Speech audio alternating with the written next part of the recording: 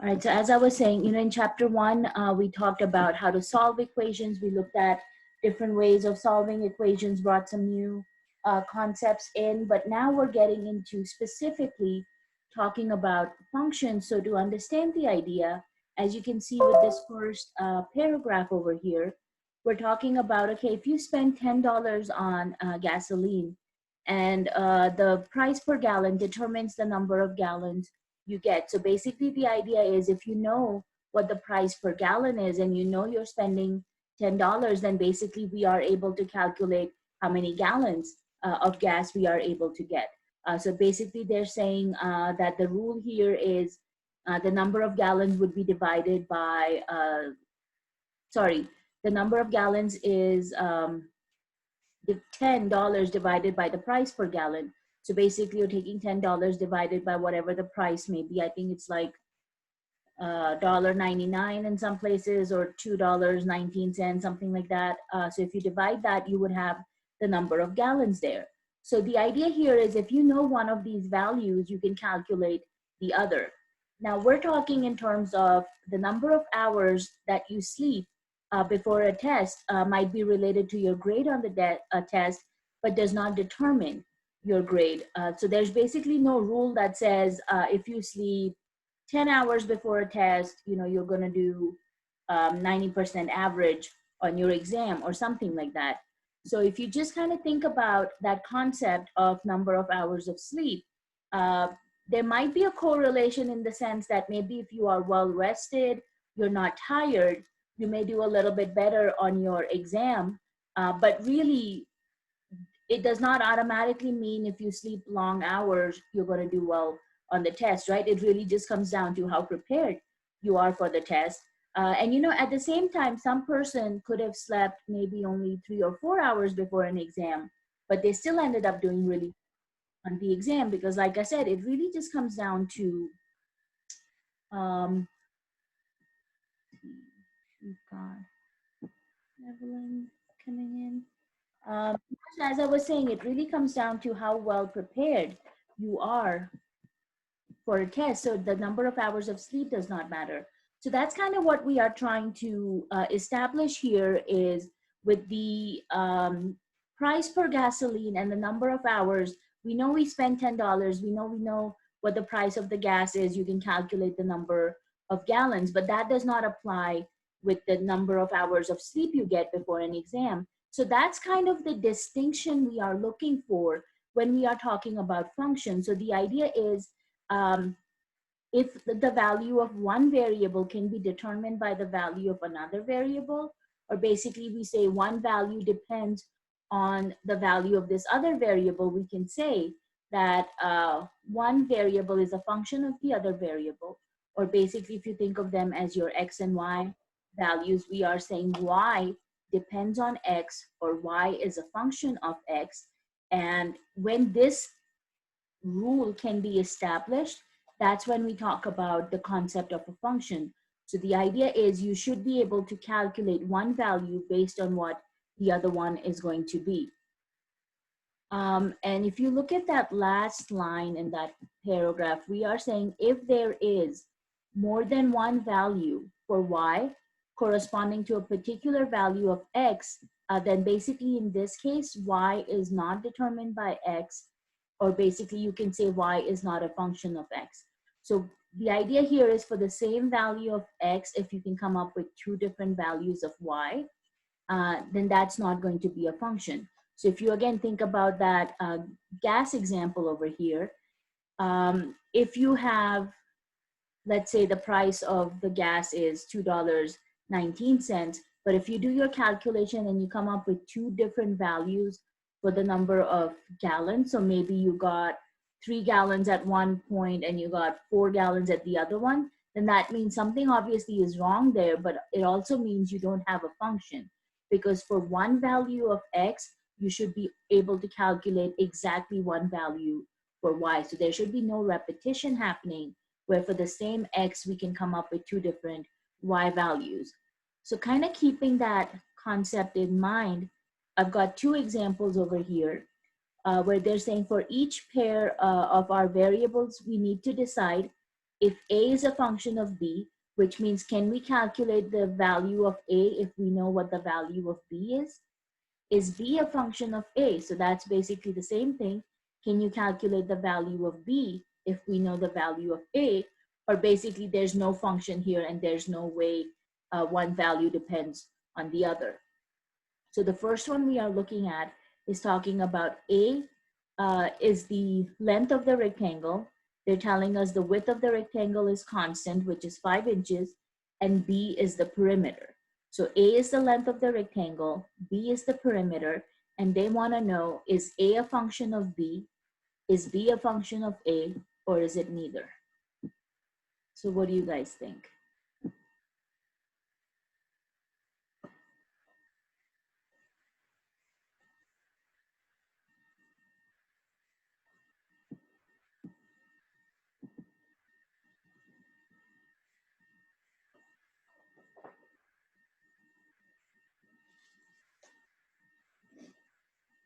So if you know the value of A, will you be able to calculate the value of B? If you know the value of B, will you be able to calculate the value of A? Yeah. Which one? Both or one of them? One. Okay, Would so it be like the same thing like when you like let y equals 0 and like x equals 0? Like when you're trying to find like the intercepts? okay, okay. Morgan is sending us on chat that both are functions to each other. Okay, so yeah, in this case, it actually does work in both directions because if you know the length of the rectangle, they're already telling us that the width of the rectangle is 5 inches. So if you already know, oops, there we go. So yeah, if you know the length, we know the width is given to us, we will be able to calculate the perimeter. So in that case, we would say, yes, B is a function of A, right? Now, if you go in the other direction, if you know the perimeter and you know the width is again 5 inches, and you can calculate backwards and you would be able to then come up with what the length of your rectangle is. So in this case, like Morgan said, you would actually be able to go in both directions. So it's not just one direction, but both ways. So in this case, again, we can say A is a function of B also, since it works in both ways. Now, using that same idea, think about this example over here.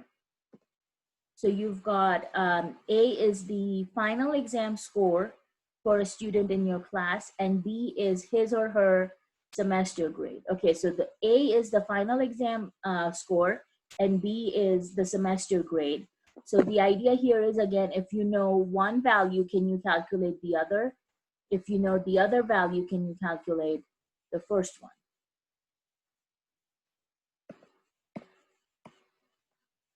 So what do we think?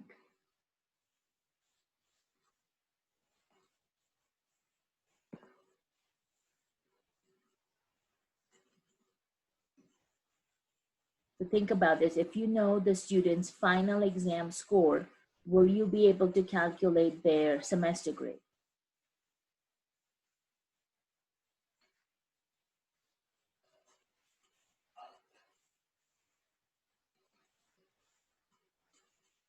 Okay, Audrey, you are saying A is a function of B, so you can calculate the semester grade from the score. Okay, Meredith, would it be no because the semester test doesn't count for all of the grade? Okay, so good points made by both of you. What do we think? Okay, Lori, you are also saying we need all the grades. Morgan, you agree? Okay. So you guys are basically saying you would not be able to calculate the semester grade just based on the final exam score. Yeah, because unless and until the only factor that was involved in calculating the grade was based on the final exam score, you really wouldn't be able to come up with the semester grade. And what happens the other way around? If you know the person's semester grade, would we be able to calculate their final exam score?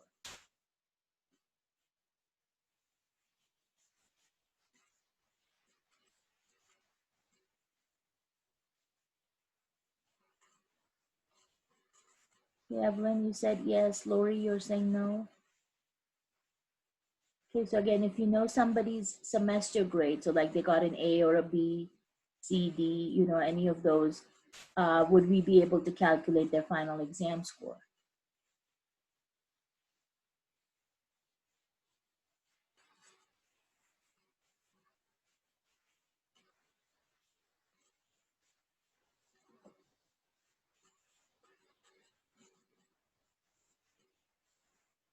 Okay, I'm getting yes, maybe an estimate. Audrey, you're saying yes. Grace, you're saying no. Okay, so let's think about this. We have no other information. We only know that a student got, let's say, a B in their English class, which I don't know if English classes actually have final exams. Let's do biology. So if we know they got a B in their biology class, okay, Audrey, you said you're changing your answer. Um, and then we are saying, okay, so does that mean they got 85 on their exam? Does that mean they got maybe even 90 on their exam, but maybe, you know, their average still came out to be B? So there's really no way to calculate when you know one and do the other, unless you know that's the only factor that decides what the semester grade is, because that means, are they using homework for the grade? Are they using any other chapter exams or any other exams? Are they using quiz score for the grade? Is attendance and participation part of their grade? You know, so all of those things, if they are going to be a factor in determining what the grade of the person is, then obviously we don't have enough information to calculate one or the other. So that's something we have to be careful about. The other thing you have to wonder is if two people got the same final exam score, then does that mean they would have the same semester grade? No.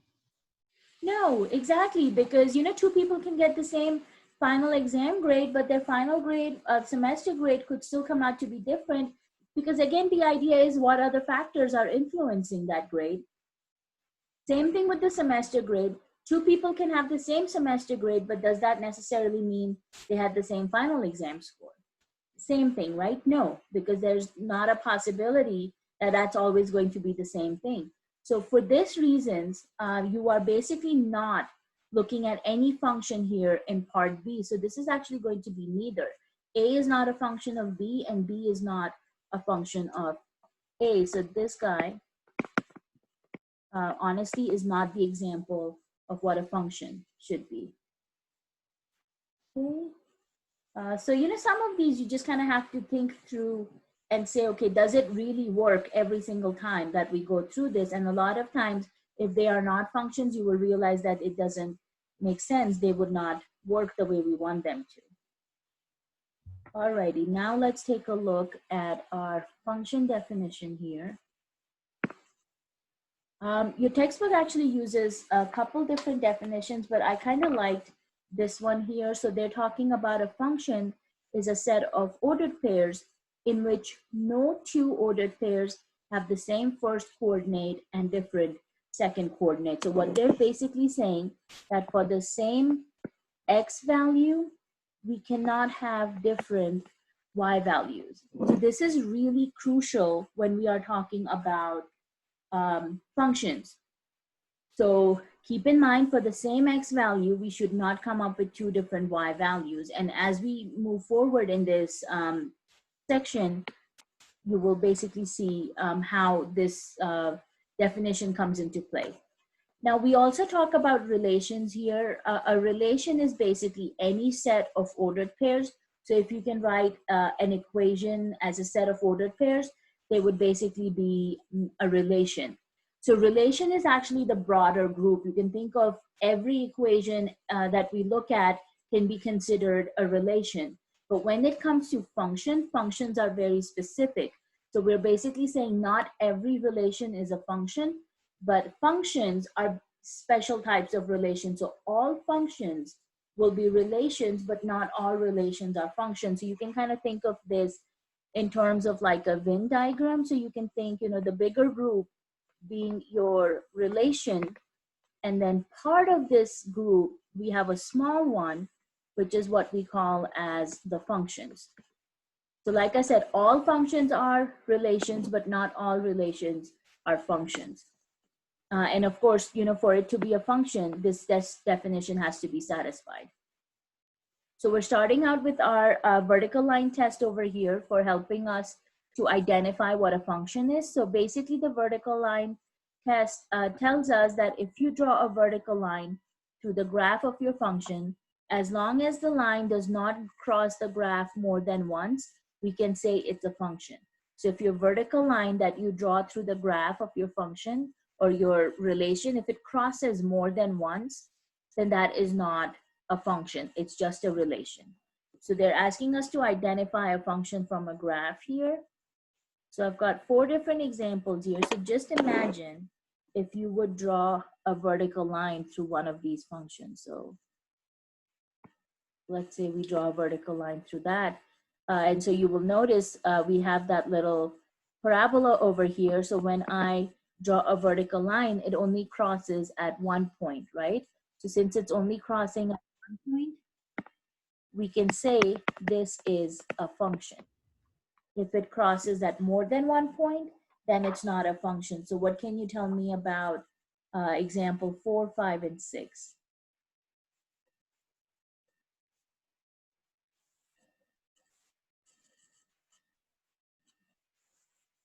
Will example 4 be a function?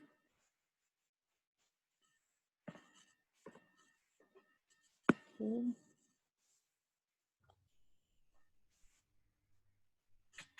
Alrighty, let's see, we've got 4 is not a function. Okay, very good. So number 4, as you can see, crosses at 2 points. So this is not a function. And I'm just abbreviating that as fn for the function. Okay, and you guys are saying, let's see, Meredith, I've got 5 also as a no.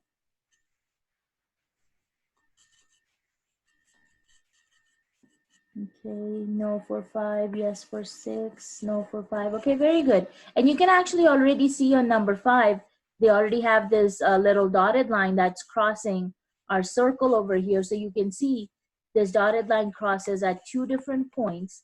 So this is obviously not a function, but even if you look at those ordered pairs, you will see for the same x value, which is 2, we have 2 different y values. So you've got positive 3 and negative 1 on the y value. So that of course again tells you for the same x, if we have 2 different y values, then obviously that's not a function. Now number 6 over here, it doesn't matter. I mean, you can kind of see if I draw a vertical line through that function, it's only going to cross at one point. You can kind of do it somewhere else on the graph, and it's still only going to cross at one point. So this is actually the graph of a 4th degree polynomial. So something like x to the 4th power, but it is still a function because it passes the vertical line test. All right, very good, guys. So anytime you have a graph of a function, you can use the vertical line test. But remember, there are always limitations when you are looking at a graph, because sometimes a graph may not show you the whole picture, because sometimes you have to zoom into a graph to see how it's actually behaving at a certain point. So we don't always try to depend just on the graphical method to help us identify functions. So we're looking at a couple other methods here. So this one is asking us to identify if we have a function from a list, like we have a set of ordered pair here, or from a table. So remember, you're basically looking for what we saw here in the circle. You should not have the same x value with 2 different y values. Okay, so for the same x, we cannot have 2 different y values. So what do you guys think about number 7? Is number 7 a function or not a function?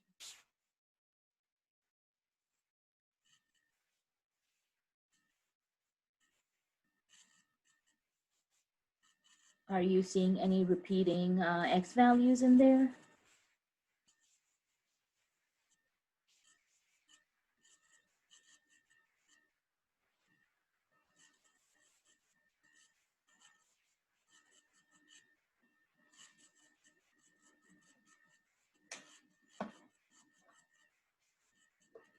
Okay, Evelyn, you're saying it's a function. Okay, what about the rest of you? Grace, okay. Yeah, because you will notice all my x values are different. We've got -1, +2, and +3. So there's basically no ordered pair where you have to worry about the same x value. So as long as that doesn't happen, we are good to go and we can say, yeah, this is a function. Okay, now what about number 8? Are we seeing any repeating x values?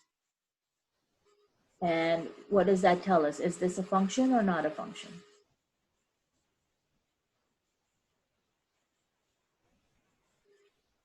Okay, Evelyn, you're saying it's a function. Grace, Meredith, okay. So again, when you look at your x values, you've got 0 0.5, 0, 1, and 9, right? None of your x values are repeating. Remember, the definition is for the same first coordinate, we cannot have different y coordinates. So it's okay actually for your y values to be repeating. All of these are of course the same y value. So this actually tells you it looks like we have maybe a horizontal line that we're looking at, but as long as your x value is not repeating and you don't have two different y values, you have a function. So number 8 is also a function, okay? What about number 9? Yeah, very good, guys. Number 9 is not a function because for the same x value, which is 25 and 25, I have +5 as my y value and I've got -5 as my y value. And then, of course, you have the ordered pair 0, 0. But the idea is for the same x, you have two different y values, and this is why this one fails to be a function. So this guy is not a function. Okay, so using that same idea on number 10, what do we think? Evelyn, you're saying it's a function? Okay, Meredith, you say no. Lori, you're saying yes. Okay, Evelyn, you changed it to no. Morgan, no. That's okay, Evelyn, not a problem. Yeah, because again, you should notice instead of a list of ordered pairs, they're giving us a table here, but we still have the same x value with two different y values. So again, for the same x, you have two different y, which again fails to be a function. So this is not a function. Yeah, very good, Meredith. What about number 11?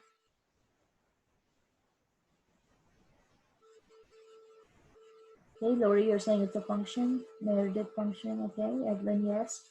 Okay, yeah. Because again, you will notice none of your x values are actually repeating. You have all different x values. So this is again a function, and having the same y value, again, to me, this seems like this could be a horizontal line. So number 11 is actually very similar to number 8 in terms of how they're presenting that problem to us. Okay, and then one more with our table. Is this a function or not a function?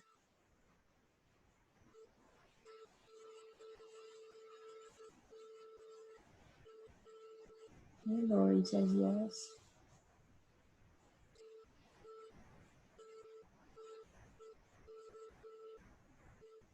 Okay, yeah, same thing, right? Because we're not seeing any repetition happening on our x values. You're going from 1, 2, 3, 4.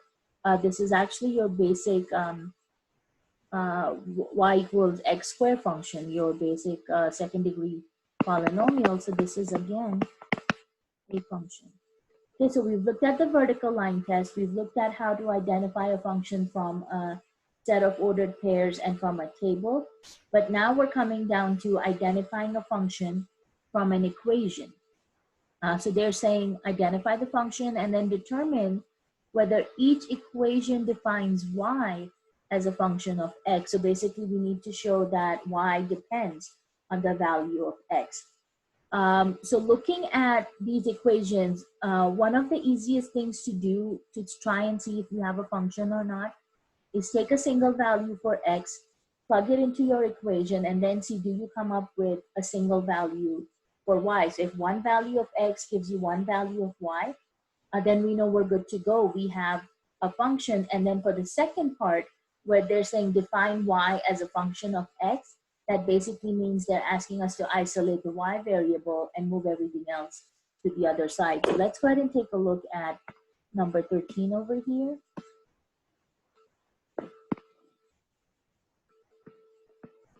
So we are given x equals 3y minus 9. Give me a value for x, will you? What can we use for x? Okay, Audrey, you're saying 4. All right, let's use x equals 4. That means I am replacing my x with 4. We have 3y minus 9. So again, you're basically trying to solve for y now. So go ahead and get your y by itself. So start by moving that 9. And 9 plus 4 will give us what? Oops.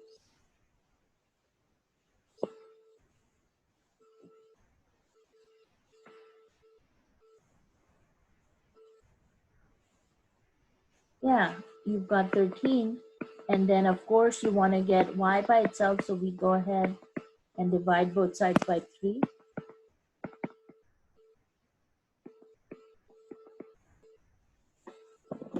It's not a happy looking number, but you got one answer, right?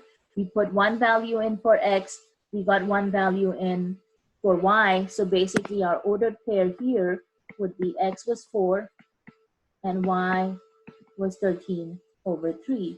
So this is just a simple test. So like I said, if you get one value for y, then we can definitely say this equation is a function. And then just to show that we do have y, which depends on the value of x, we're just going to go ahead and rewrite this equation by moving everything else to the other side and getting y by itself. So we'll start by again moving that 9 to the other side. And then divide everything by 3. So you will basically end up getting x over 3. You can write that as 1/3 x plus 9 over 3 will simplify into a 3, and that equals y. So you can see we can actually write this in our y equals mx plus b format basically. And so yeah, y is a function of x.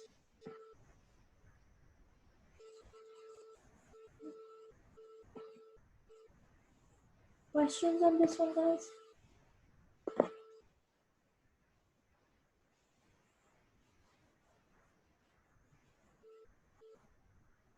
Is everybody okay on this? Yeah, okay. Alrighty, so we'll try and do the same kind of thing here with number 14. So this guy is definitely a function. Okay, now let's see, we've got y squared minus x squared equals 9. So let's see what happens with this one.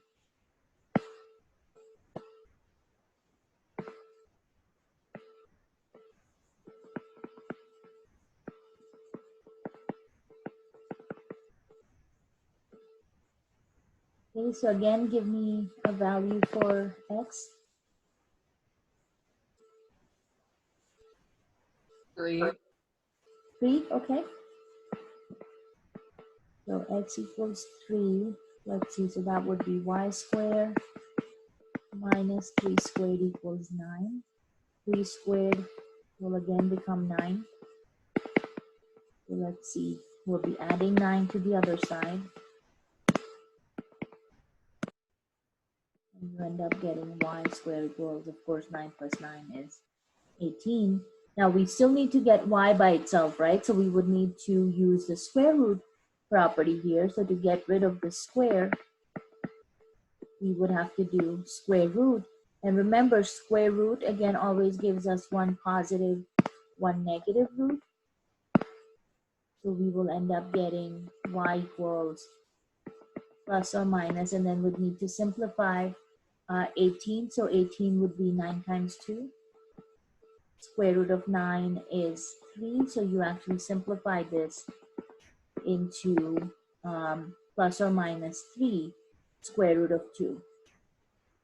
Okay, so let's see. We started out with our x value as 3. So your ordered pairs would be 3, and then negative 3 square root of 2. And then again for that same number 3, we've got a positive 3 square root of 2. So what can we say about this equation? Is it a function or not a function?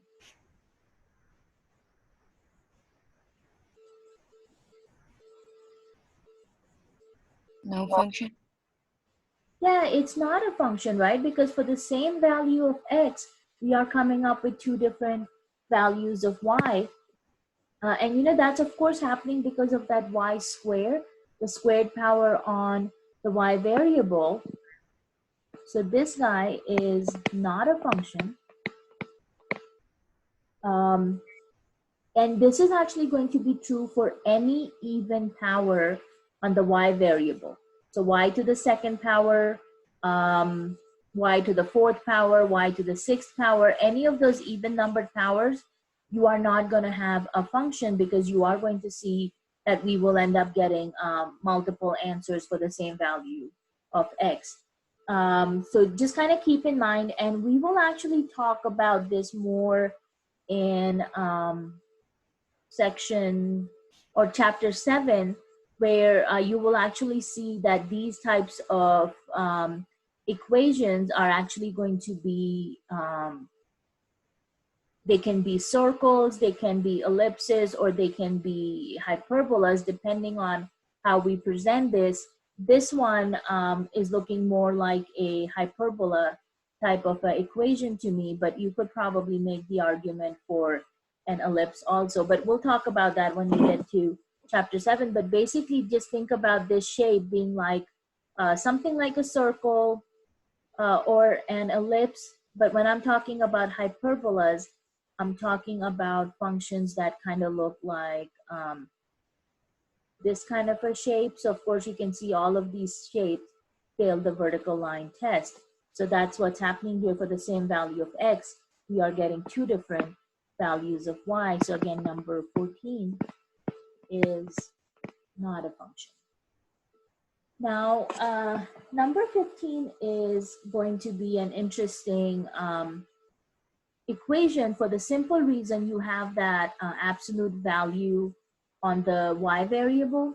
So we will actually not be able to just pick one value of x and then try and show two different values of y. I mean, we could try that, but I think it might actually be easier to pick two different values of y and show that we are actually going to end up getting the same value of x, because absolute value functions of this form, this particular form that you are seeing, are actually not going to be functions. And let me show you why that's true.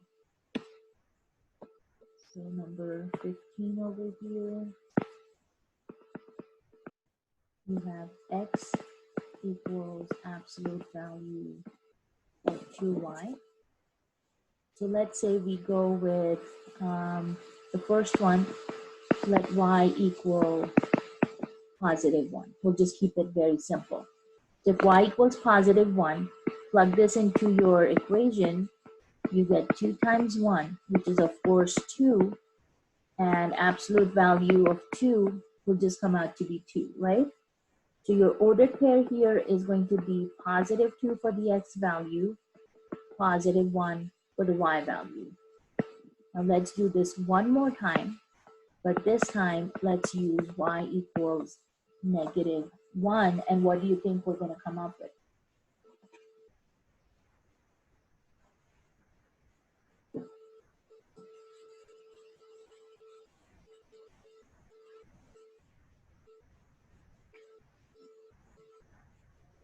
The same thing, because it's an absolute value.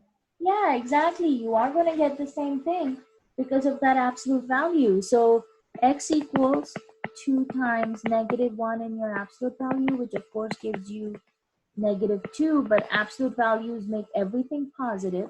So you still end up getting a positive 2, but this time your ordered pair is going to be positive 2 and negative 1. So like I was saying, this is actually going to be not a function, because for the same x value, we are getting two different y values. And these type of equations, when you graph them, and this is just a rough graph over here, but basically these type of functions are actually going to be opening to the right. So you can see the moment we draw a vertical line through that, it's going to fail because it's going to cross our function at two different points. So if your equation is in this form, x equals absolute value of y, these guys are not going to be a function. But if we reverse that and we put y on the outside, an absolute value of x on the inside, and there can be other numbers like we have in this case, then these type of equations are actually functions. So y equals x will be a function, but x equals absolute value of y is not a function. So those would be two definite types of examples to consider when you're looking at an equation. When your y has an even exponent on it, it's not a function. If, of course, we put y inside the absolute value symbol, it's not going to be a function. Okay. Anybody have questions on those two examples here?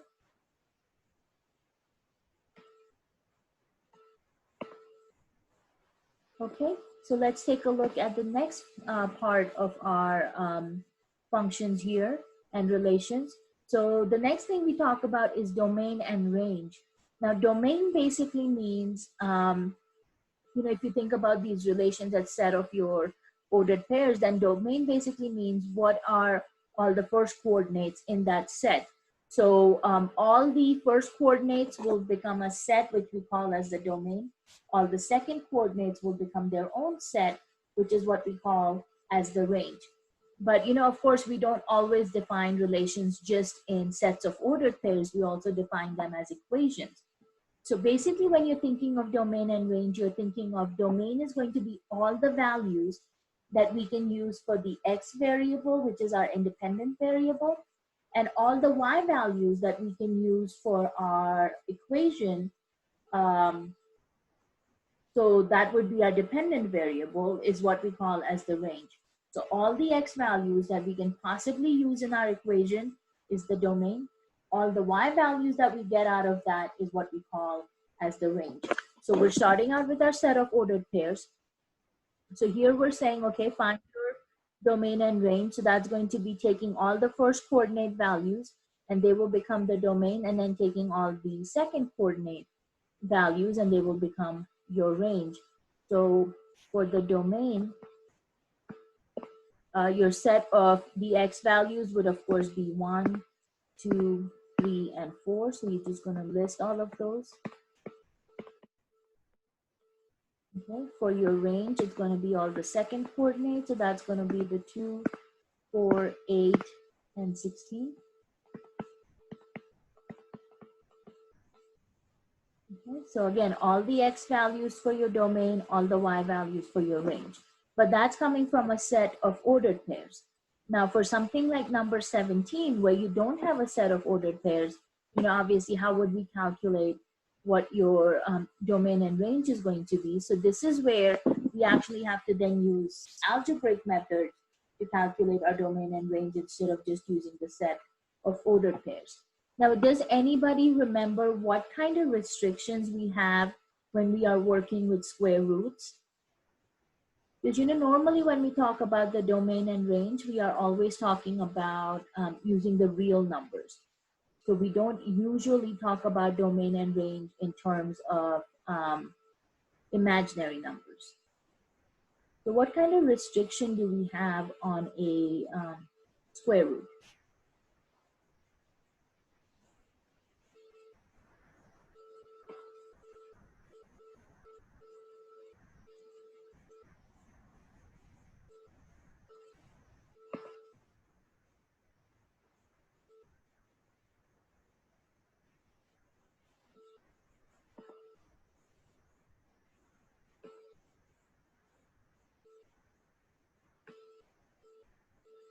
Yeah, you cannot have imaginary numbers inside a square root.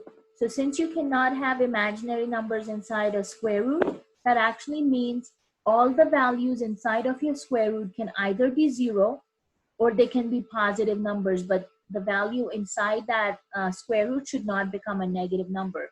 Because, you know, the moment it becomes negative, that's when we start looking at imaginary numbers over here. So let's take a look at how we can calculate the domain for something like number 17. Okay, so we are given y equals square root of x minus 4. So the value that's on the inside can be equal to 0 or greater than 0. So basically you take that inside value, you don't need to write the square root down, just what's on the inside. So x minus 4 has to be greater than, or it can be equal to 0. So if you just solve this little inequality, move that 4 to the other side.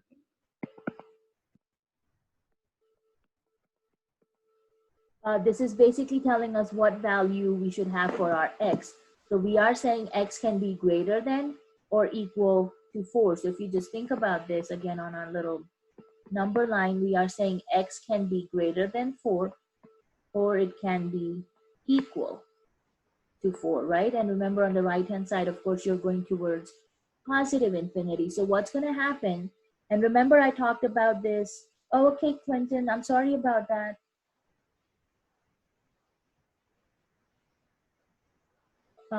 So as we were talking in chapter 7 yesterday when we were looking at these inequalities, basically you are going to be writing your domain and range for problems like these as interval notation.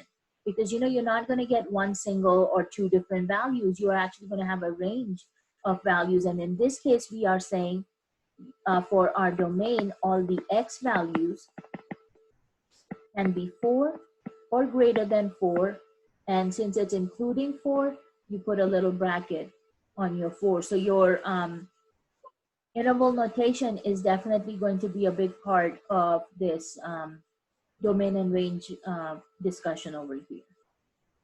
So this only happens with square roots. Square roots are going to have a restriction because remember, the moment you get a negative number inside of your square root, we start looking at imaginary numbers. So that's why we have to put that restriction, since we want our domain and range to be real numbers, that you can only have 0 or a positive inside of your square root, because we know square root of 0 is going to be 0. You can take a square root of 1, square root of 2. All of these are going to be, you know, some kind of positive answer, and we will be okay calculating those.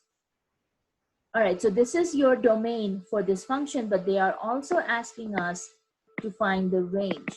Now, the value of the range, which is your y values, are going to depend on what kind of x values you are using.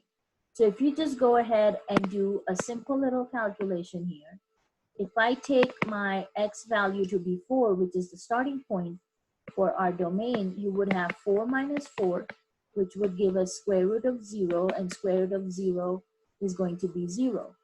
If you take y equals, let's say the next number, 5 minus 4, well, 5 minus 4 is going to be 1, square root of 1 is going to be 1, right? And you can keep going, you can keep trying, and I'm just sticking to whole numbers right now. You can do 6 minus 4, which would be square root of 2, and it would probably give you some kind of a decimal approximation. But you can see for our y values, we are starting at 0, and then these numbers will just keep getting larger and larger. So that actually tells us that the range for our function here is going to start at 0, and it's again going to keep getting larger, which means it's going to keep going towards infinity. And of course, we are including 0 because we do have 0 as an answer for our y value. Okay, so what kind of questions are popping up in your mind as we're talking about this? So we started out by looking at, okay, we have a square root, which means we cannot have anything being negative or, well, anything negative in our square root. equation, function, whatever you want to call it. So we know we can only have 0 or positive numbers in there, so that becomes our starting point. We calculated and we came up with, okay, our x value has to be 4 or a number larger than 4. So that ended up giving us the domain. Now, based on those values, I used that 4 as my starting point, put it into our function. We got 4 minus 4, which was square root of 0. That gave us a y value of 0. We went to the next number with x equals 5, x equals 6. And of course, if you think about square root of 2, you know, it comes out to be 1.414, something like that. So we know these numbers are going to keep getting larger as we go forward with our calculations over here. So that's actually telling us that the range of our function is going to start at 0, and those numbers are going to keep getting larger and larger. Okay, so that's kind of how you have to come up with this domain and range calculation. Now, this example that I showed you is, of course, specific to a square root function, but what if you have something like, let's see what our next example is. Something like number 18 over here. So you've got x equals negative y squared. So they're asking us to find the domain and range for this function. So this one is going to take a little bit of a different thinking process because it's a different equation. So we have to think about, okay, do we have any kind of restriction here on number 18? And you know, most of the times when you're talking about restrictions on domain and range, you are actually talking about restrictions in terms of, do you have a square root that you have to worry about? And also, is your x value in the denominator of your equation? So if your x value is in the denominator of your equation, then that actually means there's a possibility that there's going to be some number which makes our denominator 0, and so you have to exclude that number. So if your x is not in the denominator, if your next x is not underneath a square root, then most of the time that means we may not have any restrictions. Now, you know, always there can be some exceptions to those, but for the most part, those are the two things you are looking for. So in this example, they're telling us x equals negative y squared. Now here the idea is, if you have negative y squared, what kind of values are we going to get from that? So think about, okay, what y value can we put and see what happens to our x value. So we're actually going to work this problem backwards. Let me go ahead and write this guy down. So we've got number 18 as x equals negative y squared. So let's say we use the y value, we'll keep it simple. Let's start with y equals 1, okay? Yeah, very good, Meredith. So in this case, what's going to happen is you have negative y squared. So that's negative 1 squared. 1 squared, of course, is 1, which will end up giving you the x value of negative 1. Now, what if we used y equals negative 1? So y itself is a negative number. So that would be x equals negative, y is negative 1. So that will become negative 1 squared. Now, again, we know negative 1 squared becomes positive 1. So you still end up getting a negative 1 for your x value. And you can try this with a whole bunch of other numbers. The only exception would be if you used y as a 0. And then, of course, that would end up giving us x equals negative for a 0 squared, which would just end up becoming 0 in this case. So, you know, like I said, try it with a bunch of other numbers that helps you out. Just to kind of skip a little forward, let's try y equals positive 5. So that would be negative 5 to the second power, which would end up becoming negative 25. So with the exception of y equals 0, where we got the x value also as 0, we're always going to have a negative value for our x. So in this case, your domain for the x values, and if it helps, you know, try and visualize a number line. We are saying the x can be 0, or it's going to be negative numbers, which means we are going to the left-hand side of our number line towards negative infinity. And of course, it will include 0 because we do get 0 as an answer. So your domain for this function is actually going to be from negative infinity to 0, including 0. But the range, there's actually no restriction on that y variable. So your range is actually going to be all real numbers. So we can use any real number for the y value. That means we can go from negative all the way to positive infinity. So this example, we're actually having to work backwards just because the way it's given to us as x equals negative y squared. So you have no restrictions on the y variable. So you can use all real numbers.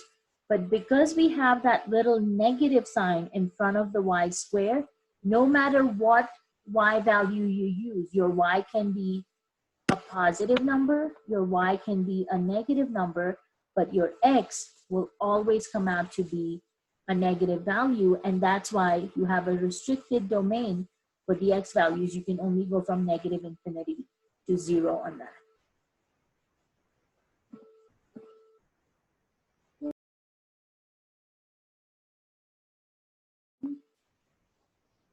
It just took you guys away.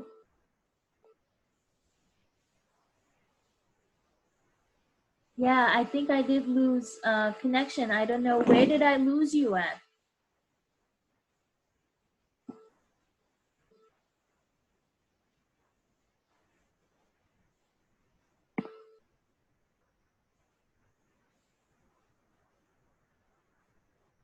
Okay, I'm not sure where I lost you, and I don't know why it did that. It didn't pop up with any error message or anything at my end.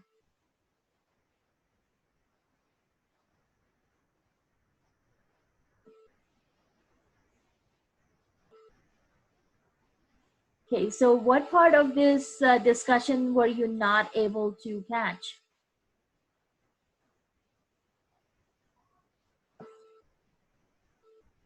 You were just talking about the range, I think. Okay, I was talking about the range, okay. Yeah. That's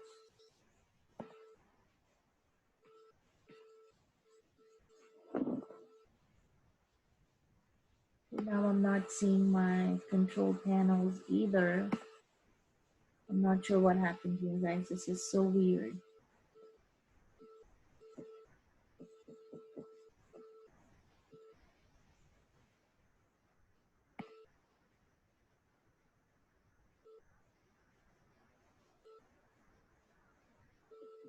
There we go, okay.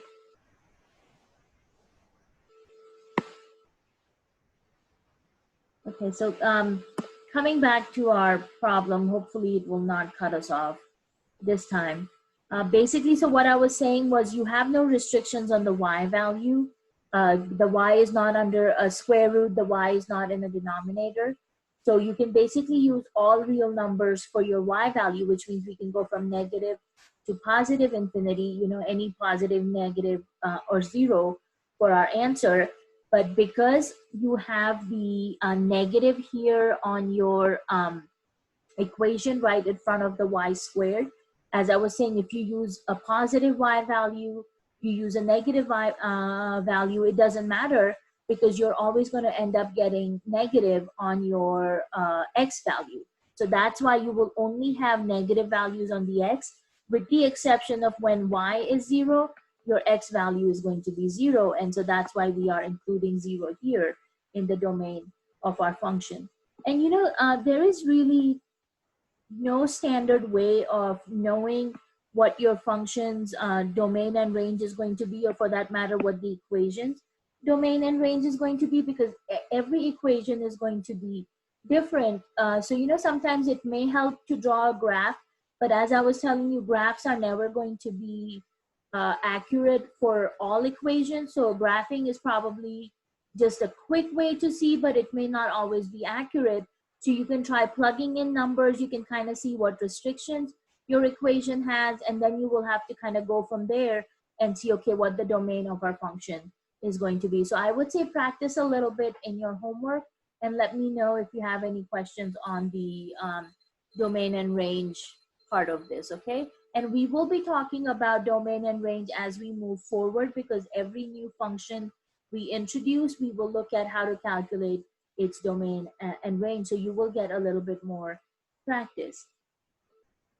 All right, guys. So the next thing we want to look at is what is the function notation. So, you know, we've already established that there are some kind of relations which will follow this function definition. And so we will have a certain group of relations that we can call a function. So if you can give it a function notation by looking at how it's been written, you can identify it as a function directly. Because, you know, if I give you something just as y equals 3x plus 5, well, we don't necessarily know that that is going to be a function or not. But if we actually use this function notation, which is what we call as f of x, if we use this function notation, then just by looking at the equation, we know we are specifically talking about a function over here. So this is what we call as function notation. Now they're saying x is a dummy variable, because the idea is you can use any variable you like. So you can sometimes have f of t if we're talking about time. And in that same sense, you don't have to use just the letter f for your function definition also. You can use g of x, you can use h of x. Sometimes you will see they're using something like maybe g of, I don't know, s, just depending on what function you're talking about and what variable you are going. But as long as you are maintaining this notation, you are talking about a function notation. So again, you can be f as the function notation, but again, you can change that variable. X can be your variable, but again, we can change our variable based on the equation or the relation we are looking at. So it's just a matter of as simple as taking, and I just wanted to show you something over here. So you can have, and I'm looking at this equation here, you can write it as y equals 3x plus 5, but we know this is a function, so instead of writing it as a simple as y equals 3x plus 5, you can actually write it as g of x equals 3x plus 5. So again, just by using this function notation, we know we are talking about a function. Now you will notice we are also defining functions as a set of ordered pairs, or we can write functions in this equation format also. So again, you can write functions in both formats. For that matter, we have another example down here. Okay, I'm not sure what's going on, guys. Lori is saying she's having video problems, because my internet connection seems to be, I'm not getting any errors about my internet either. So Lori, you're saying the screen said your net connection is unstable. Okay. Sorry about that, guys. I'm not really sure what's going on. Okay, coming back to our example here. You can again have both functions, and then we're using f and g as our two different letters to show that we are talking about two different functions. So there's a whole different way that you can write these functions at. And again, in my math lab, you will notice they try to use some of these other definitions. So like I said, you can have g of x, h of x, but you can also have f of t, g of s, just any of those different formats where the function can be used. So let's talk about how we can actually use these function definitions over here. So our first example is actually giving us the function f as a set of ordered pairs. The function g is given to us as an equation, and they're asking us to find these different parts of our function over here. So the first one is saying find f of 2. So the f tells me we need to go to the f function, and the 2 tells me find the ordered pair where your x value is the number 2. So basically for f of 2, we are going to the f function and finding this first ordered pair where your x value is 2, and then you are basically finding its corresponding y value, which is going to be 6. Very good, Audrey. So you're looking for the number 6. You know, and in that same format, they could have asked us to find f of 3.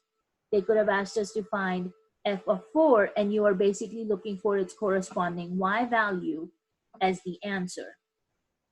Now, when they give you g of 2 in part D, that means you are now going to the g function, and you are actually going to replace your x variable with the number 2. So of course, since this one is given to us as an equation, we would actually need to solve it.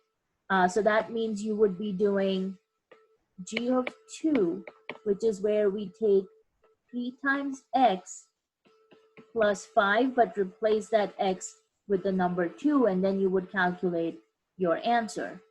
So if I put 2 in for my x, what does my g of 2 value come out to be?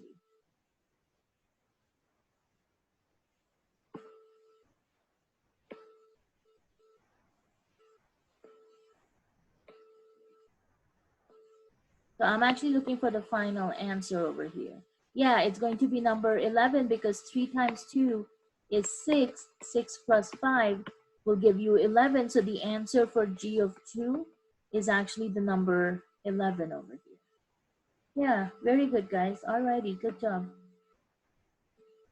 So again, just to make sure you guys are understanding the difference, with f of 2, we just had to go and find the ordered pair and get the y value from there. With g of 2, we actually have to calculate it by plugging in the x as the number 2.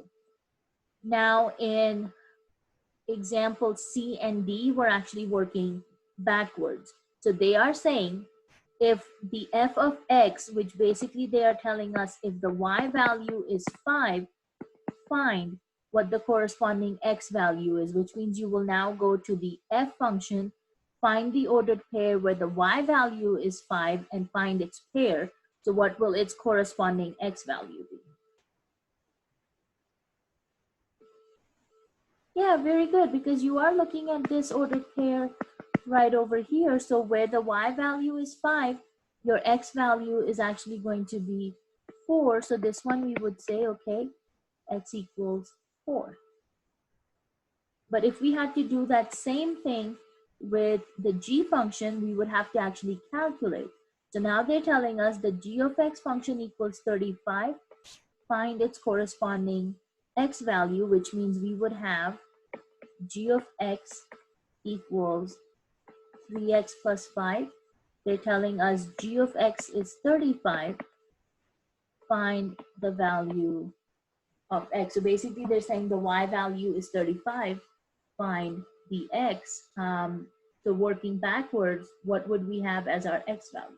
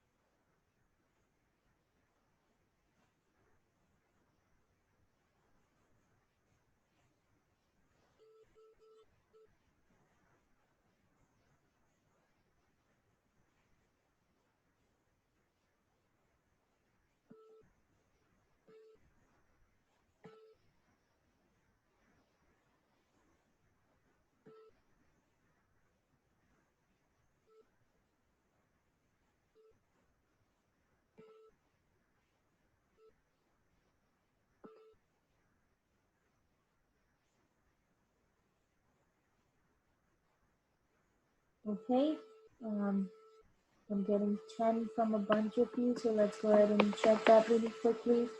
We would start by subtracting 5, which would give us 30. Dividing 30 by 3 would end up giving us the x value of 10. Alrighty, very good. Okay, So that was working backwards when they're giving you the y value and asking you to come up with the x value, both with the f and the g functions. Now this last part is asking us to find the sum of f of g, f of 4 plus g of 4. So first we need to do is go find f of 4. So they're telling you in the f function, find the ordered pair where your x value is 4. And we actually just did that in part C. So you would be going to this last ordered pair over here. And of course, for f of 4, the y value is 5. So f of 4 is going to be the number 5. And then for g of 4, we of course will need to calculate that since that's an equation. So we would go to the g function and plug in our x value as 4. So let's go ahead and do that calculation, and I'm going to do that here on the side. So for our g of 4, you're basically plugging in 3 times 4 plus 5, and what will that number come out to be?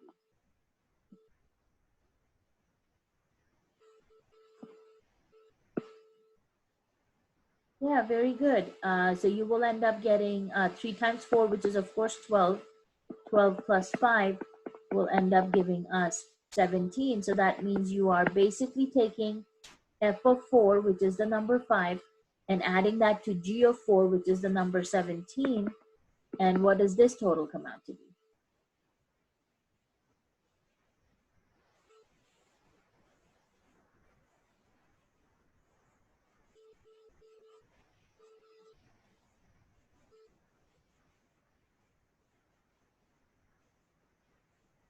Alrighty, very good. So you would get the answer of 22 in this case. Very good, good job guys. And for some reason I cannot see your videos anymore. I'm not sure what happened. Any questions on this example here, guys?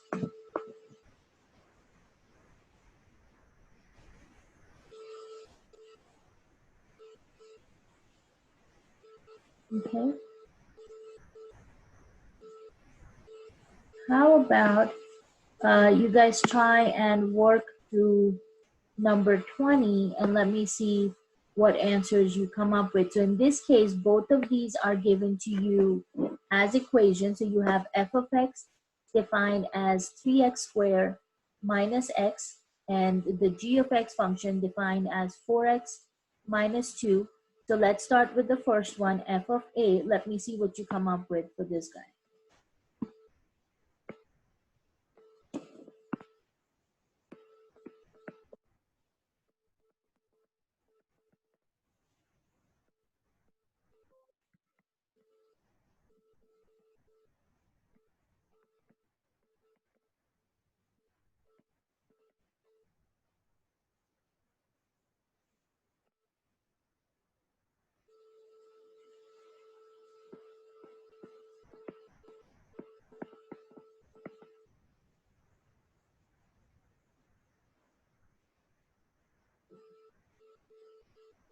So what do you think we need to do here for the first part, f of a?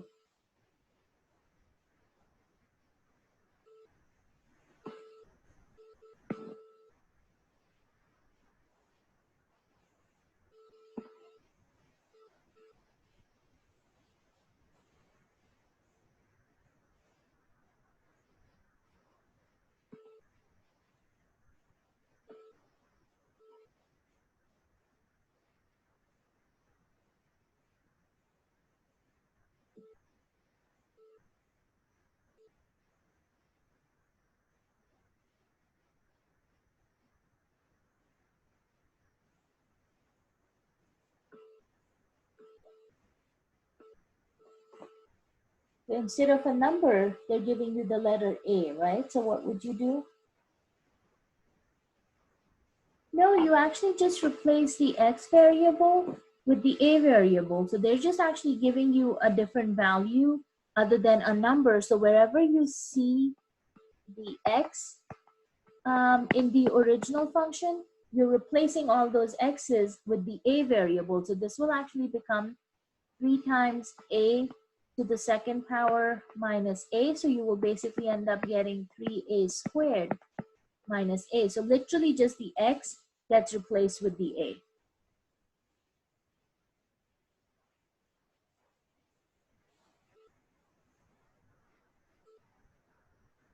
Okay, so for part B, they are asking us to find g of a plus 1. So this, of course, means we are now going to the g function, and everywhere that you see the variable x, we're going to be replacing it with this whole entire a plus 1. So again, you've got 4 times x minus 2, but instead of x, we are actually going to be replacing it with this whole entire thing, a plus 1. So you know that's one thing about function notation, with what this example is trying to do. The idea is whatever they give you inside the parentheses here, this whole entire thing is basically being substituted for the x variable. Same thing here, this a value was basically what your x has to be substituted with. So whatever you see in your function, wherever you have an x, that x has to be replaced with whatever they're giving you here in this definition for the functions. So if we clean up this part B, what will we get as our answer over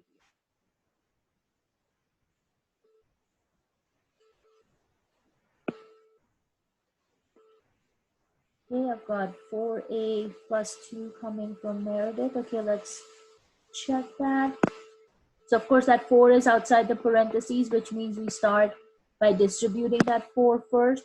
So 4 times a, of course 4a, 4 times 1 is 4, minus 2, bring that down, and then of course we just combine like terms. So you end up getting 4a plus 2. All right, very good. All right, good job, guys. Okay, so that was part B. Now let's see what they're asking us to do for part C over here. And they're actually asking us to go back to the f function and find out what f of x plus h is. So let's take a look at that. The f function, and they're asking us to find x plus h. So your f function is the 3x squared minus x. So 3x squared minus x. But instead of x this time, we're of course going to be replacing it with x plus h. So you will have x plus h here and x plus h here. So this one, of course, is going to take a little bit of work to simplify it, but where would you start to even break this down at? Where would we start simplifying it at?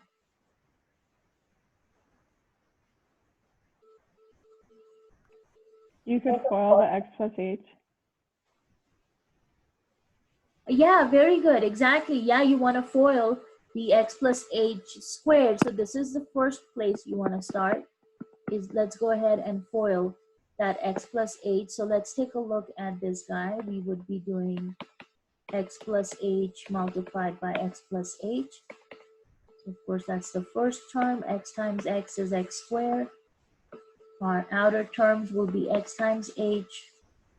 The inside terms, again, x times h. And those last terms will be h times h, or h squared. You can combine the two middle terms. So x squared plus 2xh plus h squared. So this is what we'll get from our FOIL here. We still have that number 3 on the outside. So you've got x squared plus 2xh plus h squared, and then we still have the minus x plus h.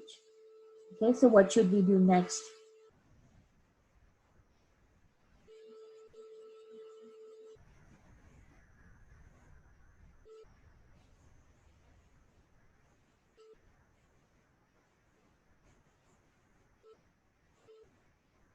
You could distribute the 3. You could distribute the 3.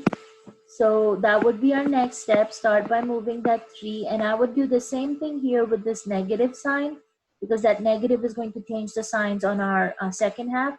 So you want to go ahead and distribute that negative sign also. So that would end up giving us, let's see, 3x squared. 3 times 2, of course, will give you 6xh plus 3h squared. So that's the first part. And then distributing that negative sign will give us negative x and negative h. Now, can we combine any of these terms here? Can anything be combined or canceled out or anything like that?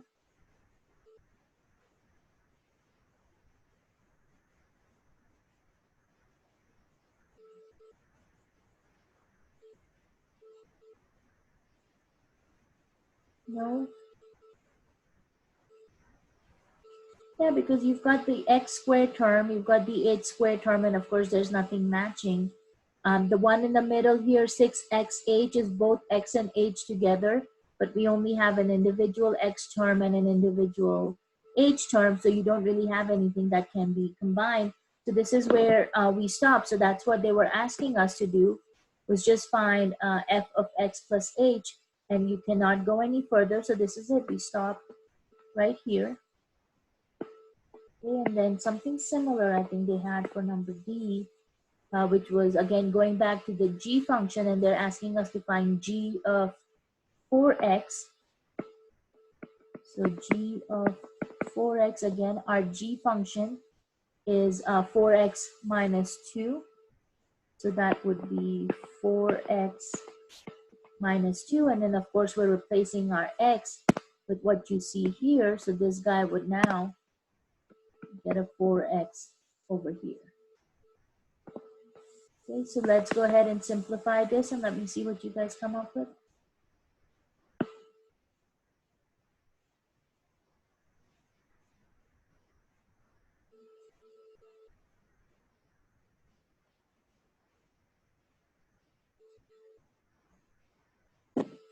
Hey, Lori, how are you getting 24?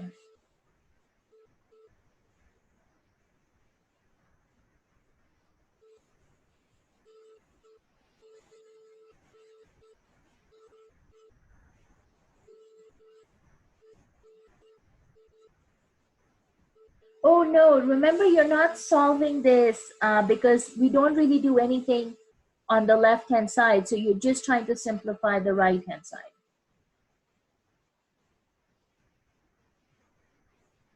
Okay, Meredith, you've got 16x minus 2. Yeah, so what's going to happen on this first part is we basically end up multiplying these two numbers over here. Very good, Lori. So yeah, you just multiply 4 times 4, which will give you 16. So you end up getting 16x, and then just bring that minus 2 down. And of course, we wouldn't be able to go any further than that. So that's what you have, 16x minus 2. Anybody have questions on that?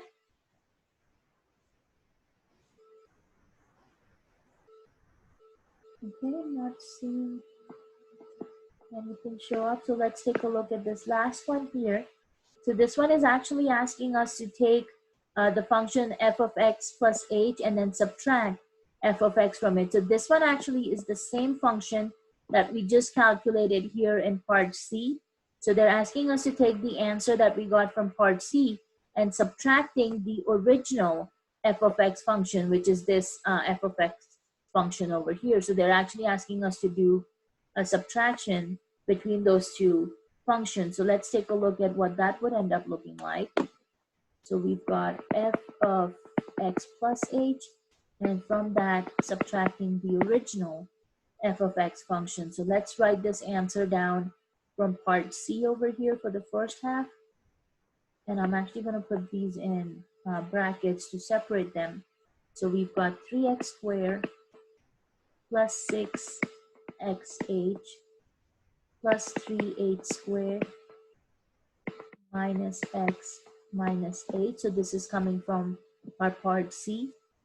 And then from that, we are subtracting the original f of x function. So our original f of x function is 3x squared minus x right here. So 3x squared minus x. Okay, so this is a subtraction we need to do over here. So what's the first thing we should do?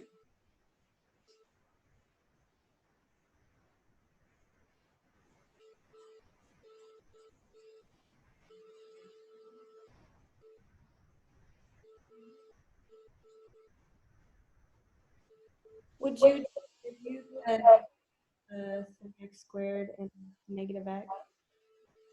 Say that one more time, Mackenzie.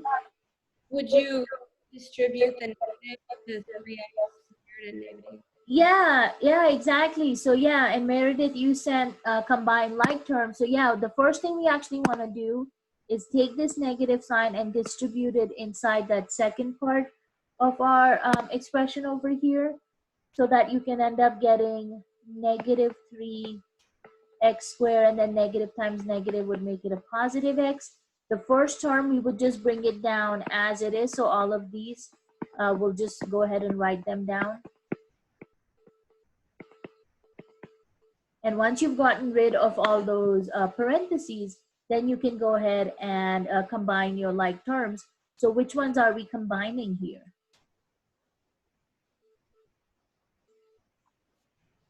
The 3x squared you cancel out. Okay, so we are talking about the positive 3x squared and the negative 3x squared because, like you said, they're opposites of each other, so they cancel out. What else? Can we combine any other terms? The negative x and the positive x.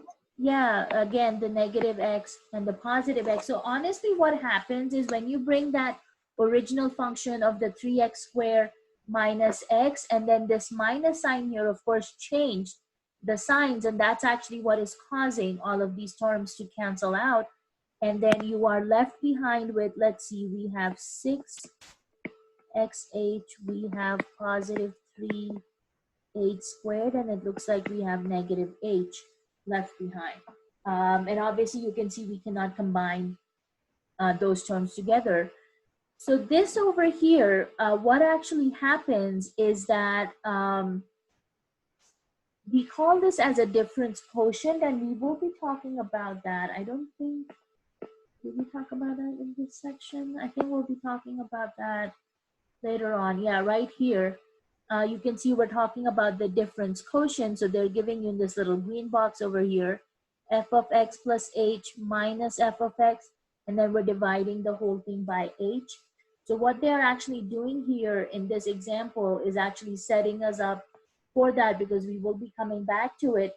So this is exactly how we calculate our difference quotient. We start by finding just the f of x plus h, which is what we did in part C. Then we go ahead and subtract the original function from f of x plus h. So that was what we did in part E. So the only one extra step you would have is the answer that you got from part E. Then you would end up dividing it by h. And you will notice how each one of these three terms that we have left behind have at least one h in them. So at least one of those h's from each term would cancel out, and it would end up giving you your difference quotient. So like I said, this problem was actually just helping us build up for that. So did anybody have any questions on these 5 different parts that we looked at for number 20? And you know, again, it might take just a little bit of a practice to get used to it, because I know function notation could be something you may or may not have seen before, just depending on which class you guys came through.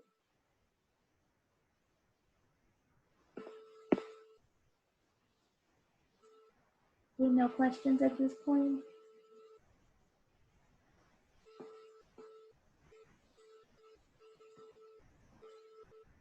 Okay, all right, so let's go ahead and then talk about our average rate of change. Now, you know, when you're talking about average rate of change, essentially you are talking about the slope of a line or a curve.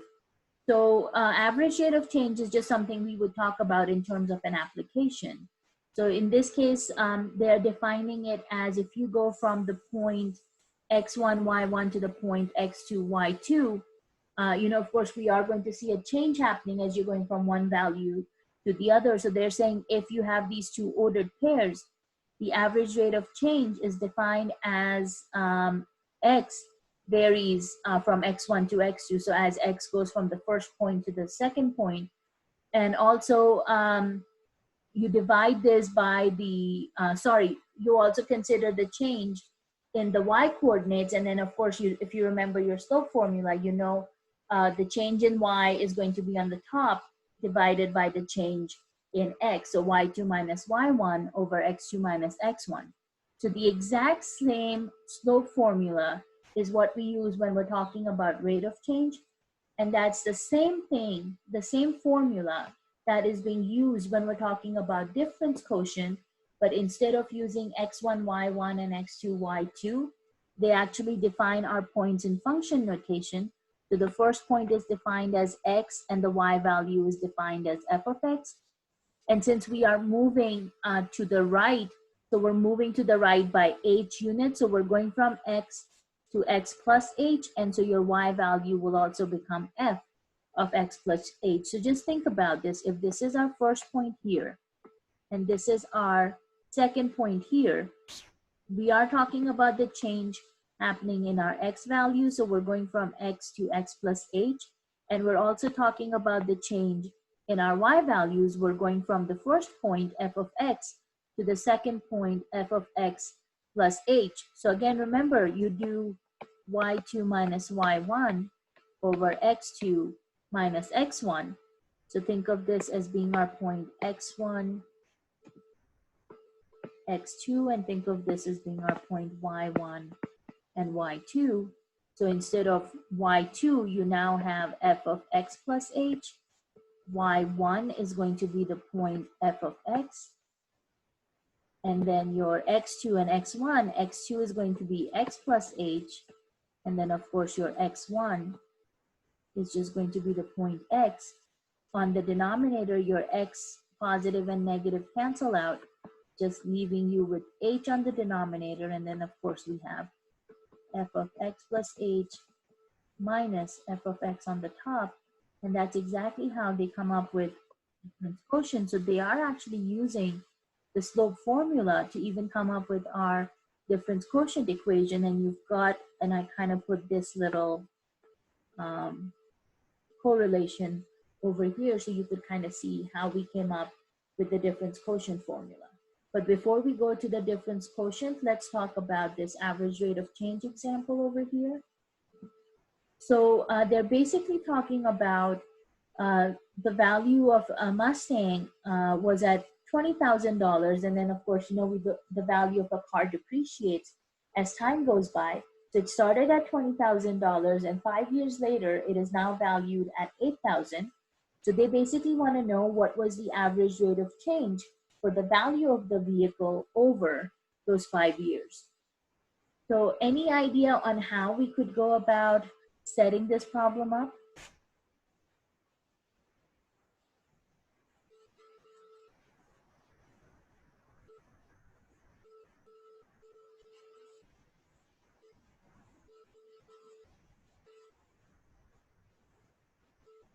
Think about this, the year when the car was bought, right? When it was a new car, let's call that the year zero. Yeah, very good, Audrey.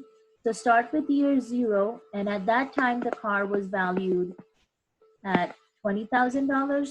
And then they are telling us after 5 years had passed, the value of the car has gone down to $8,000. Now, particularly, they are telling us to find the average rate of change based on its value, which means the value has to go on the top and the number of years have to go on the bottom. So that's why we are taking the year as the x coordinate and the value of the car as the y coordinate.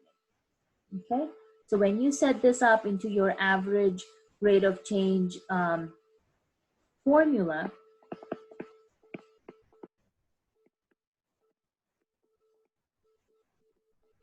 we would then be taking, let's say, if this is our first point for the 0, 20,000, and 5, 8,000 is our second point, then you would actually be doing 8,000 minus 20,000 over 5 minus 0, and what will that end up giving us?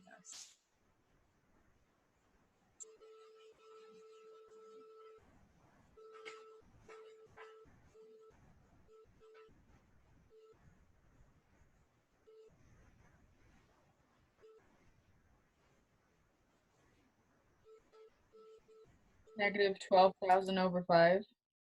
Okay, and that would simplify into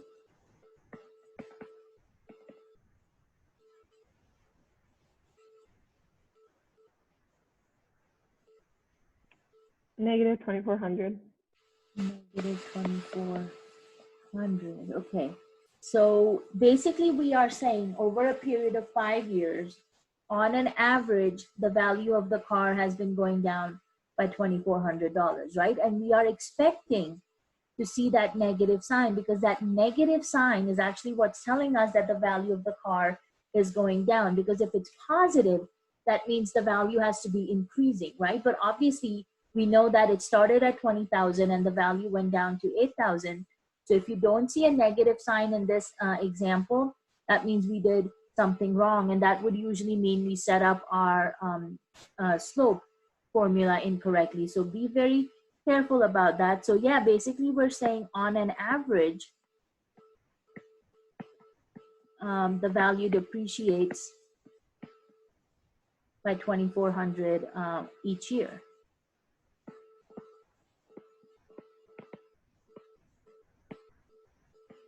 Now remember, we are talking about this as an average, which means it's not necessary that every year the value of the car went down by 2,400. Maybe some years it went down by maybe just $2,000, and then some years it went down by more than $2,000. So it really, that's why we use the word on an average, because we're just saying on an average for each year, this is by how much the value of the car goes down by. Did anybody have a question on this? No? Okay. So let's take a look at our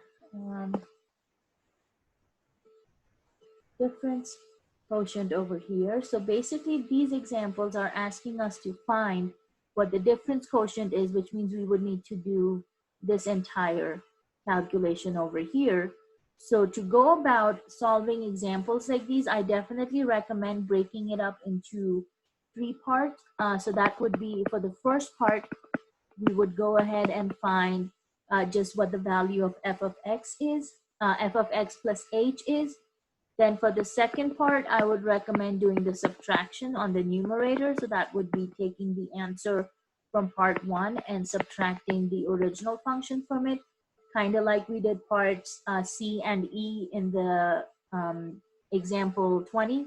And then the final part would be where we actually do that final division by h.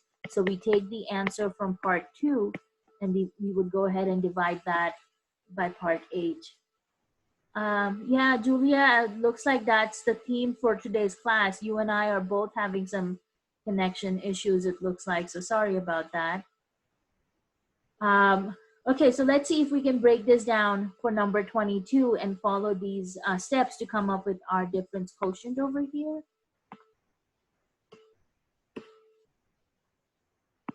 Okay, so our original function is given to us as f of x equals x squared minus 2x. So we'll start with that first part over here, finding just f of x plus h. So that means everywhere we have x, we are going to replace it with x plus h. So again, you will notice that we have this x plus h, the whole quantity squared, which means we definitely want to do FOIL on that first part. So we'll go ahead and simplify that first. And then for the second part, we'll take this negative 2 and we'll distribute that inside the parentheses here. So let's start with the FOIL portion first. And of course, we just did this, so I'll just go through this quickly.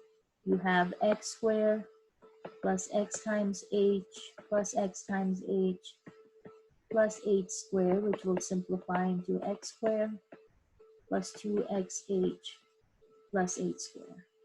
Okay, so we'll bring that to the first part here, x squared plus 2xh plus 8 squared.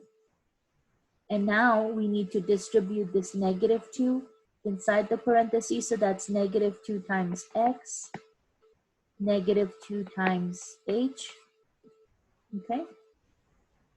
And then looks like there's really nothing we can combine in here, so this will basically be our answer for the first part.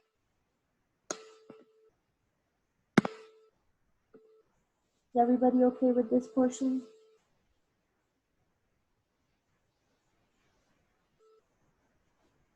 Okay, now we'll do the second one, which is where we'll do the subtraction.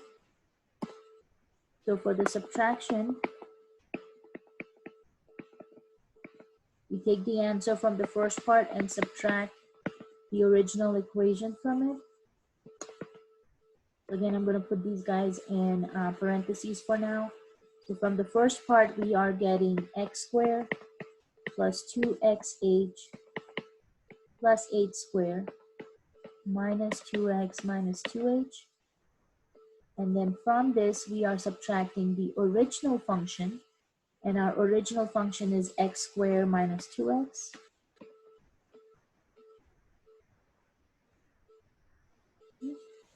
So basically now we need to get rid of our parentheses. So to do that, we need to take this negative sign and again distribute it inside the second parentheses. The first part will stay as it is. So just bring those terms down. You've got x squared plus 2xh plus 8 squared minus 2x minus 2h. And now we're distributing the negative sign, so that will end up giving us negative x squared. Negative times negative will make that a positive 2x. And now go ahead and tell me what terms can be combined and simplified.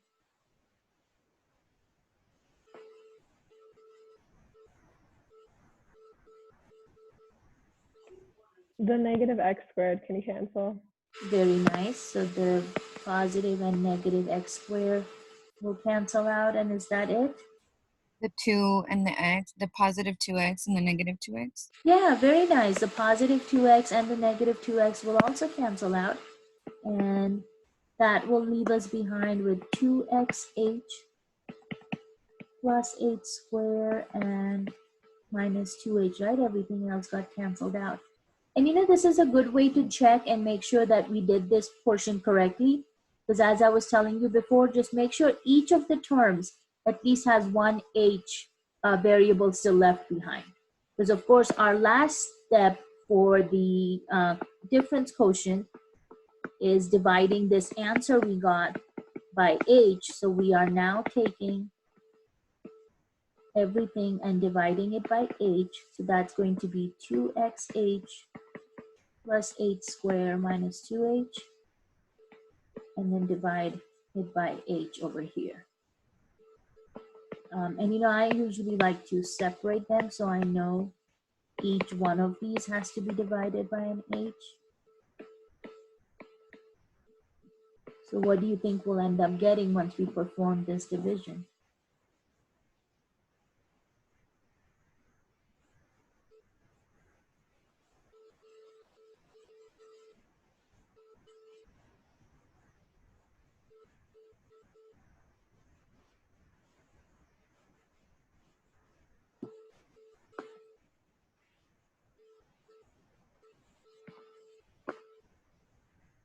Okay, so you've got 2x on the first part. So yeah, the h and h cancels out here, leaving us with 2x. And then plus, you've got one of the h's canceling out. So basically, one h cancels out, leaving us behind with one h here. Minus, on the last one, again, the h cancels out, leaving you behind with the 2. Yeah, very good, guys. Jack, Morgan, and Meredith. 2x plus h minus 2, and this is actually going to be our final answer for the difference quotient. So you know what happens is difference quotient is something you normally see being used extensively, like in a calculus course, because the idea is, you know, most of these graphs or equations that we are looking at are actually curves. They're not straight lines. So if you can kind of get a general sense of what the slope of this function is going to be, then you can actually just take this value we came up with, the 2x plus h minus 2, and then you can apply it to different parts of your graph, and then you can kind of see what the slope at that exact portion of your graph is going to be. So this is something, yeah, you will definitely, if you guys have to take like a calculus course, this is something you guys will definitely probably start out talking about. Did anyone have questions on this example over here?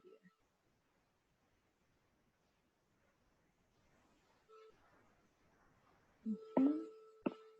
How about number 23 over here? This is a simple one. Let me see what you guys come up with for this one. So again, start by finding the x plus h function first. Then do your subtraction.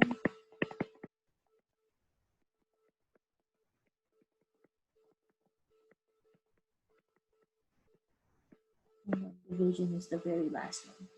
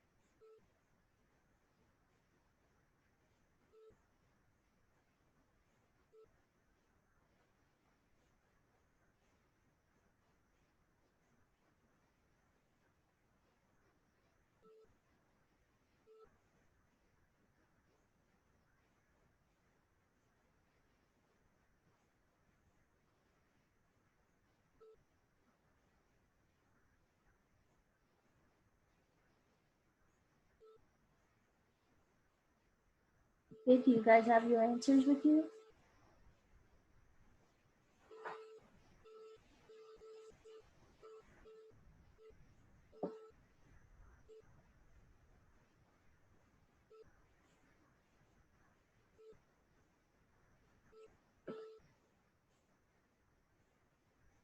Okay, Grace, you got 4, okay. Mackenzie, same, okay. 4, okay. Did anybody get a different answer other than 4?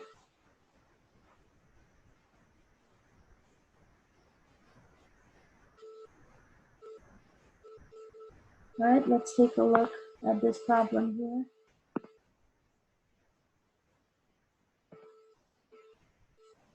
Lori also 4. Okay, good. So of course you start out by finding your x plus h part first, which means we're replacing our x with x plus h. So we go ahead and distribute that 4, which will end up giving us 4x plus 4h. And then from that, we are subtracting the original function. So you should have 4x minus 4h. And then from that, you're subtracting the 4x, which of course, in this case, it looks like your 4x term will get canceled out, right? Oh, that should be a plus sign. I don't know why I made that into a minus. Plus, and it should be plus. So we are left behind with just 4h coming from that subtraction part. And then the very final thing is where you take that answer, divide it by h. And yeah, in this case, it looks like they cancel out, giving you just number 4. Was everybody okay on that? Yeah? Okay. What do you guys think about this one here? 24. Okay, let me see what you get for that one.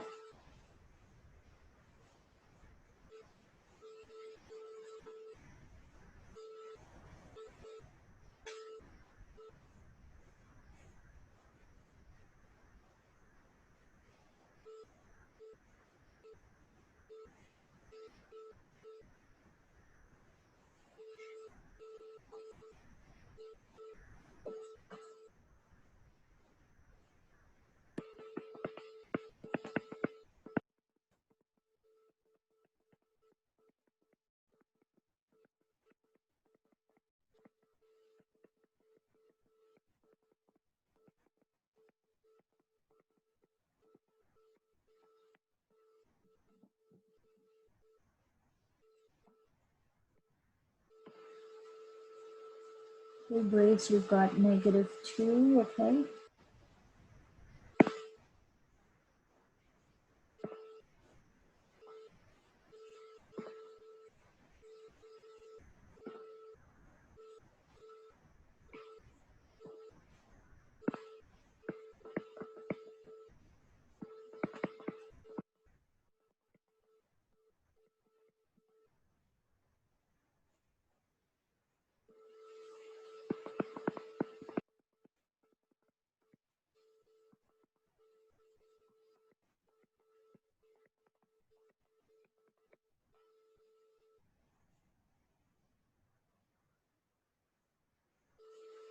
I haven't solved this one, but I'm not sure if -2 is the answer, but I'll have to check and see what we come up with.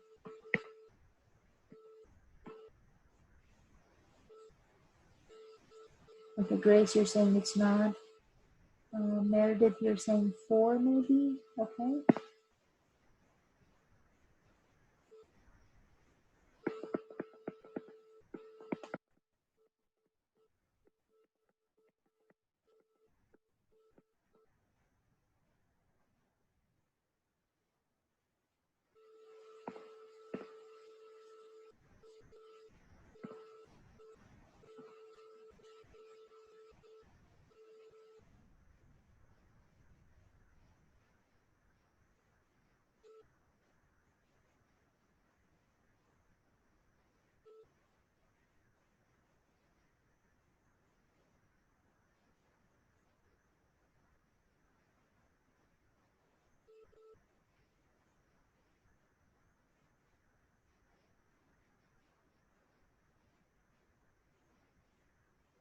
Okay, so what are you guys seeing as your answer for this?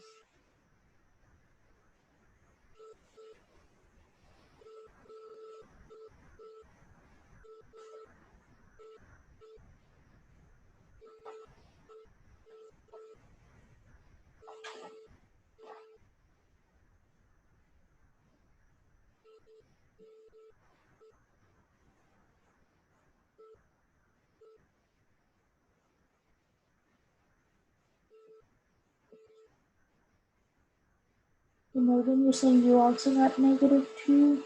Okay. Does the 3 just end up canceling out then? Is that what happens?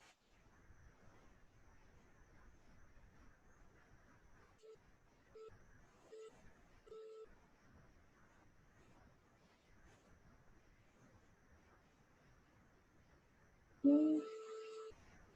Anybody else? Let me see what you got, and then we'll go ahead and take a look at this.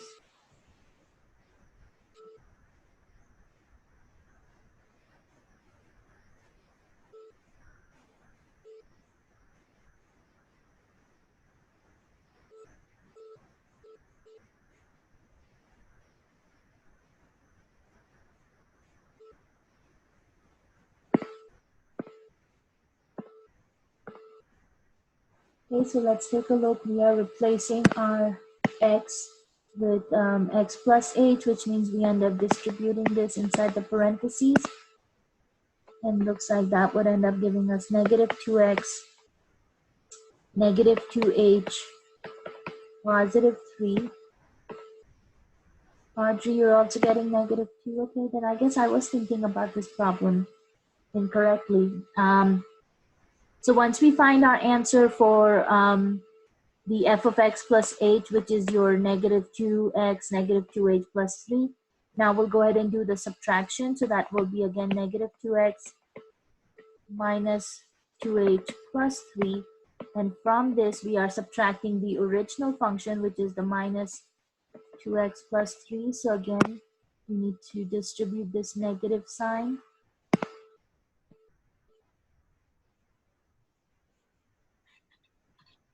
Okay, Meredith, you're also saying -2, okay?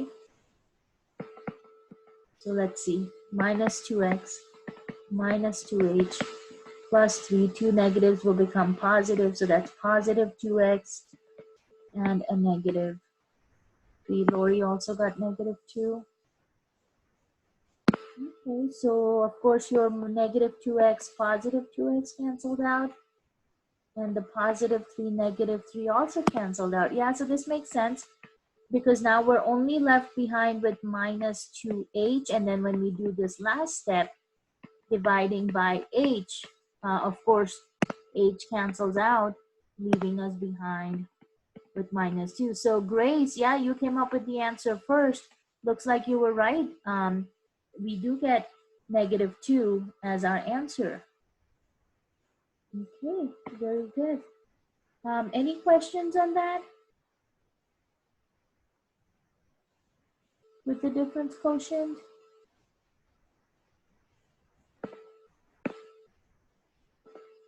Okay, so I believe that was the last one for this handout.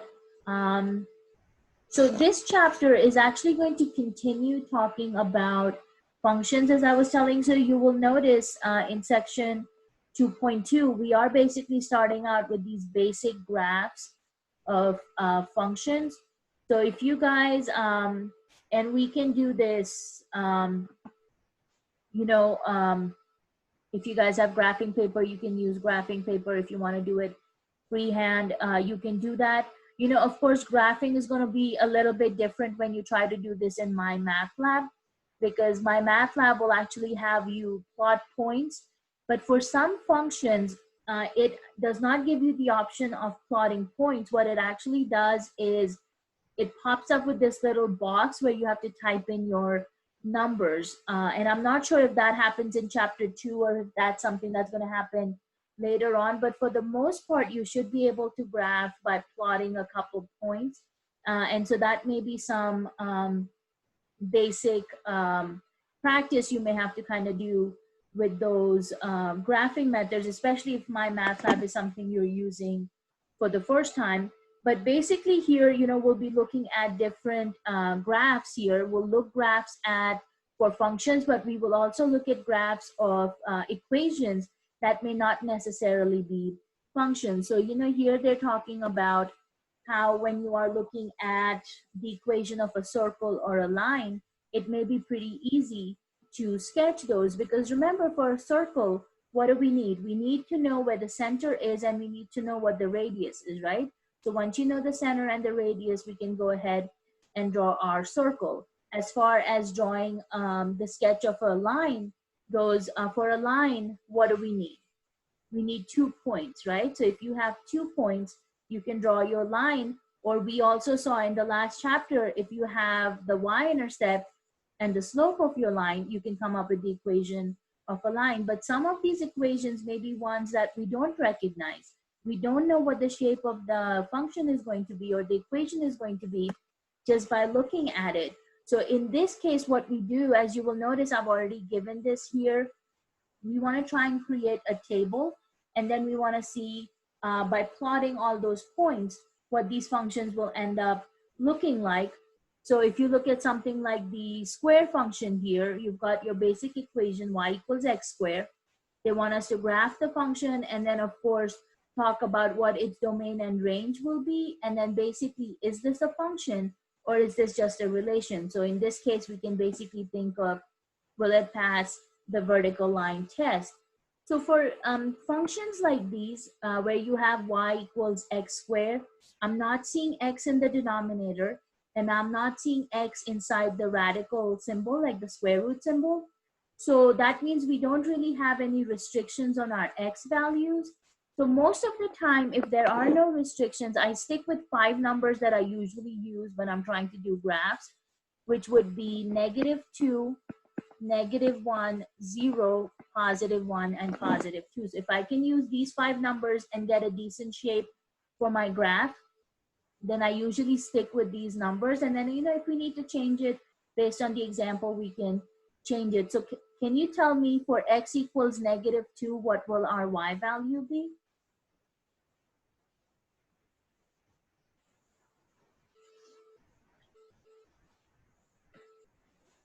Yeah, it's going to be +4 because you are basically doing -2 to the second power, which comes out to be +4 for -1. It would be +1, very good, because you're again just doing -1 to the second power. 0 would of course be 0. +1 will be +1, and 2 will be, yeah, 4 again. 2 times 2, you end up back at 4. So once you have your table taken care of, then we can try and graph this. And I'm going to try doing this over here. I'm not sure how successful I will be, but we had the point 0, 0. So I'm going to actually use that as my starting point. And then we had +1, +1. +2 gave us 4. -1 gave us +1, and -2 gave us +4. Does anybody know what this shape is called here?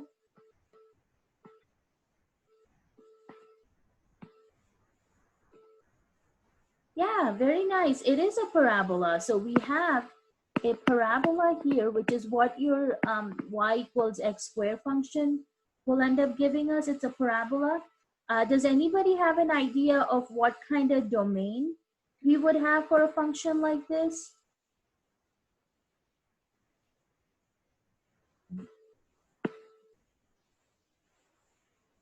So remember again, domain is all the x values. Yeah, Audrey is saying all real numbers, because if you think about this, on the right-hand side, this part of our graph, as the function is going up, is also going to keep going to the right. So that means all my x values are going towards positive infinity. This left side of our parabola, this left hand, is of course, as it goes up, is going to keep going towards the left, which means it is heading towards negative infinity. So as far as the x values or the domain goes, you can use any number between negative to positive infinity. So that's going to be all real numbers. So our domain is going to be negative to positive infinity. Again, remember guys, we always write domain and range in the interval notation for examples like this. So what do you think, what kind of y values do we have? Just even looking at the graph, what y values do you think this function will end up giving us? Which would be the range of our function. Positive, okay, what else? and Isn't it 0, just right? Go ahead. Is it non-negative? Very good, Jack. Yeah, so they will be non-negatives, which means, and also Audrey just entered, you would be going from 0 to positive infinity, because again, you can see obviously both these arms of our graph are going up, which means they are headed towards infinity. And then we are also including 0, right? Because 0 is a point on our graph. So your range is actually going to go from 0 to positive infinity, but you are including 0 because, like I said, 0 is a point on our graph. Now, can we call this a function or not a function?